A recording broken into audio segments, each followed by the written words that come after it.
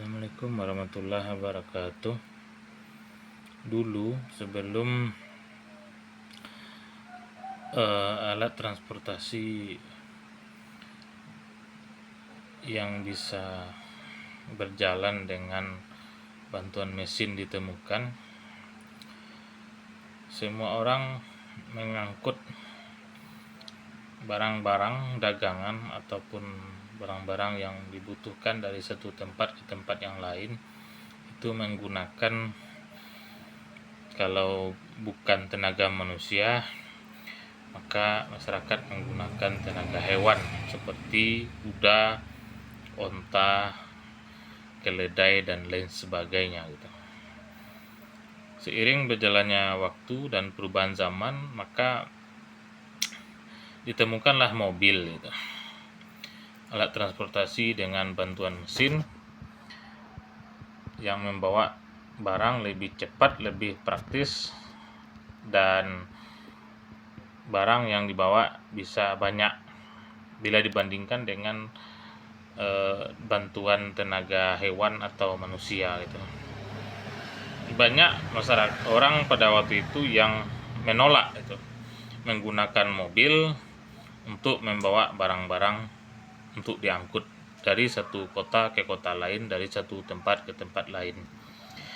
Namun seiring berjalannya waktu masyarakat mulai menerima, dan akhirnya nyaris semua orang menerima mobil sebagai angkutan barang yang mudah dan praktis.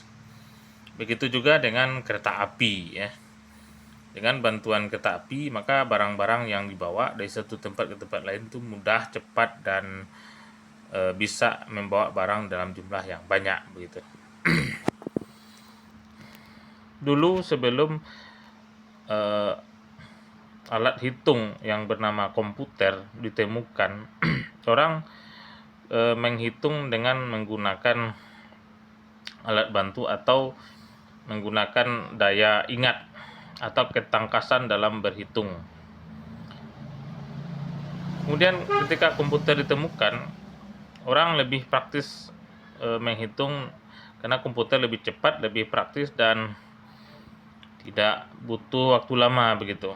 Sangat membantu lah kira-kira. Nah, tentu saja pada waktu itu orang banyak yang menolak menghitung menggunakan komputer atau kalkulator atau membuat sesuatu dengan bantuan komputer.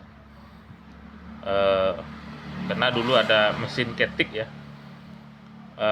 Bahkan sebelum mesin ketik ditemukan, orang menulis itu pakai tulisan biasa atau tulisan tangan. Ketika mesin ketik ditemukan, orang juga menolak pada awalnya, namun ternyata mesin ketik itu sangat membantu. Nah, ketika komputer ditemukan, hal yang sama juga terjadi. Orang pada awalnya menolak, namun akhirnya alat-alat seperti mesin ketik, komputer, kalkulator itu menjadi barang yang dipakai gitu, dan tidak ada orang yang menolak. Satupun orang tidak ada yang menolak. Ya, kalaupun ada tentu sangat sedikit sekali gitu ya. Nah, ketika internet ditemukan, maka orang banyak mengira bahwa internet itu banyak mudaratnya, banyak hal-hal yang buruk di sana. Internet itu sesuatu yang harus dijauhi. Internet itu sesuatu yang membuat kita itu malas dan lain sebagainya gitu. Namun ketika internet itu digunakan dan orang satu persatu menggunakan internet, ternyata internet itu sangat membantu juga dalam kegiatan gitu. Ada banyak hal ya sebenarnya yang ingin saya sampaikan di sini terkait dengan perkembangan ilmu pengetahuan dan teknologi dari masa ke masa, dari waktu ke waktu, dari zaman ke zaman. Ya, yang intinya adalah perubahan itu terjadi ya, nyata terjadi dari era ke era, dari abad ke abad, dari dasawarsa ke dasawarsa, dari tahun ke tahun. Namun yang tidak berubah itu adalah manusianya, cara pandang manusia itu sendiri terhadap teknologi, terhadap ilmu pengetahuan yang rata-rata atau sebagian besar atau mayoritas manusia itu menolak begitu. Pada awalnya menolak begitu. Ya menolak itu karena mereka tidak tahu itu. Karena kecenderungan manusia itu membenci sesuatu yang dia ketahui gitu. Tapi ketika sesuatu itu sudah diketahui dan manfaatnya nyata, maka orang akan menggunakan atau memakai benda itu. Nah sekarang orang kembali punya pikiran ya akan sesuatu yang ditakuti di masa depan, yaitu ketika AI atau artificial intelligence itu menguasai manusia, maka pekerjaan-pekerjaan akan banyak yang hilang. PHK akan terjadi di mana-mana karena robot AI sudah membantu gitu. Ya, sebenarnya kasusnya sama itu. Sama ketika dulu orang menolak keberadaan yang namanya mobil gitu.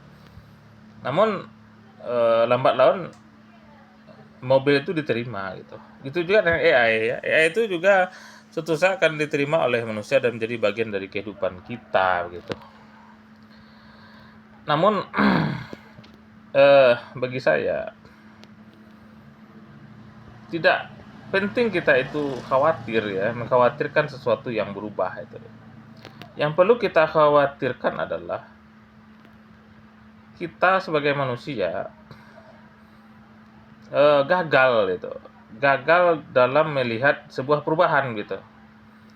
Ada dua hal yang menjadi kutub ekstrim ya terhadap perubahan yang terjadi pada manusia itu. Pertama, mereka yang menelan bulat-bulat semua perubahan itu.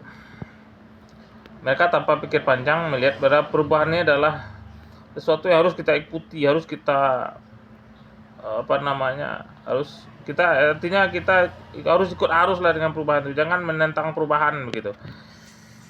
Apapun yang terjadi, ya perubahan apapun harus kita ikuti begitu. Kemudian ada kelompok yang kedua yaitu menolak mentah-mentah semua perubahan yang ada gitu. Karena dugaannya adalah bahwasanya semua perubahan itu buruk gitu.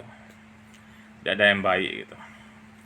Seharusnya di mana posisi kita? Posisi kita itu antara menerima perubahan dengan mengkritisi kekurangan-kekurangannya ya. Dan jangan kita menolak mentah-mentah, menerima mentah-mentah juga tidak itu. Jadi dalam hal ini yang paling penting bagi kita adalah bagaimana kita meningkatkan daya kritis kita dalam kehidupan sehari-hari gitu. Karena perubahan-perubahan itu sebuah keniscayaan gitu. Jangan sampai kita masuk pada golongan pertama, yaitu menerima semua perubahan tanpa kritikan sama sekali, atau menolak perubahan itu dengan membuang semua perubahan yang ada itu. Ini dua hal yang buruk sebenarnya ya. Barangkali itu saja mungkin yang bisa saya sampaikan tentang perubahan. Semoga bermanfaat. Assalamualaikum warahmatullahi wabarakatuh.